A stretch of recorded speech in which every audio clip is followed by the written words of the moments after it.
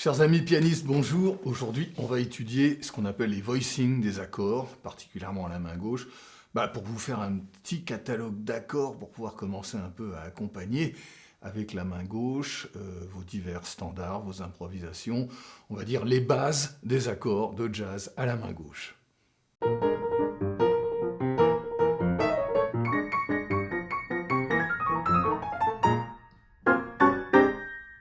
En fait, moi je raisonne un peu par registre sur le clavier de piano. Dans le registre grave, on va prendre par exemple un Do mineur 7, et puis vous pourrez adapter cet accord de septième dans toutes les tonalités après, comme vous voudrez. Sur un Do mineur 7, la première chose qu'on peut faire, une seule note, c'est la basse, Do. À cette hauteur-là, c'est-à-dire assez grave comme pour une contrebasse. Le deuxième accord qui est intéressant, c'est un accord à deux sons, le fondamental est la septième mineure, donc si bémol. Do, ré, mi, fa, sol, la, si, septième. Okay, on peut aussi la faire au-dessus. C'est très bebop ça, comme accompagnement de main gauche, c'est-à-dire qu'on a très peu de choses, très peu de notes. Ensuite, il y a un accord aussi dans le grave qui fonctionne bien, qui est tout à fait naturel dans toutes les musiques, c'est la quinte.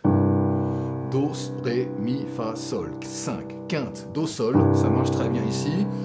Je l'utilise un peu moins dans le médium, je préfère la septième dans le médium. Donc en bas, fondamental, quinte, et en haut, septième.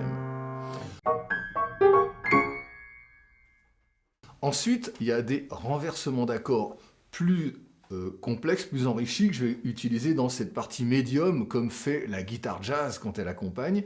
Et là, par exemple, je vais en poser un sur la tierce, et je vais faire la superposition, donc accord 3, 5, 7, 9, et je peux mélanger avec la pédale du piano cet accord-là et une quinte. Là, j'ai un beau Do mineur 7 qui sonne déjà assez conséquent dans le bas du piano et dans le médium du piano. Cet accord-là, Mi, Sol, Si, Ré, donc 3, 5, 7, 9, si on se réfère au Do, peut aussi avoir une variante, avec au lieu de Si bémol, je joue la sixte majeure, ça fait Do mineur 6. Ou alors, c'est toujours cette septième, je la monte d'un demi-ton. Ça fait Do mineur 7, mais avec une septième majeure. Et je peux même faire les trois, alterner comme ça.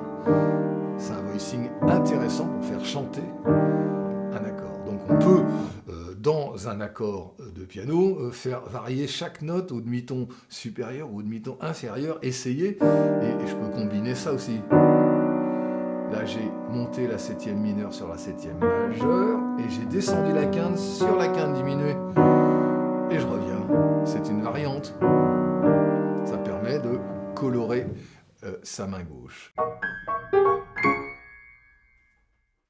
Après, cet accord qui est posé sur la tierce, donc dans cette position-là, Mi, Sol, Si, Ré, je peux le renverser en mettant tout simplement la tierce et la quinte au-dessus.